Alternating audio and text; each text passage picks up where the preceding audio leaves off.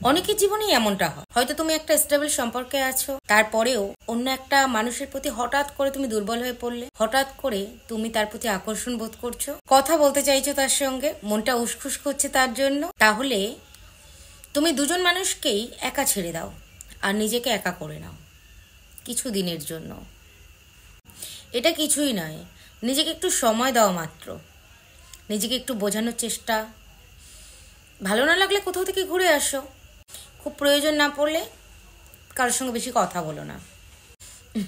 কেননা তুমি দুটানায় পড়েছো, আর এই দুটানা থেকে তোমাকে বেরিয়ে আসার জন্য বা নিজেকে বোঝানোর জন্য তোমাকেই চেষ্টা করতে হবে। তুমি কি চাও সেটা তোমাকেই বোঝাতে হবে।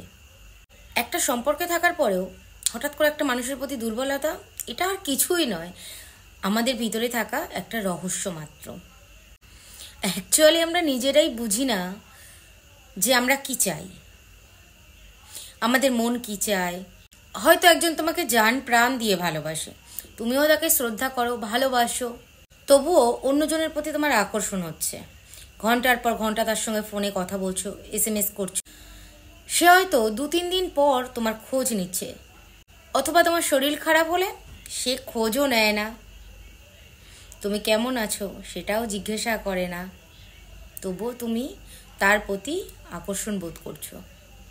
তোমার মন চাইছে দিনের শেষে রাতের শেষ কলটা যেন তার দিক থেকেই আসে, অথবা সকালের গুড মর্নিং উইশটা যেন তার দিক থেকে আসে।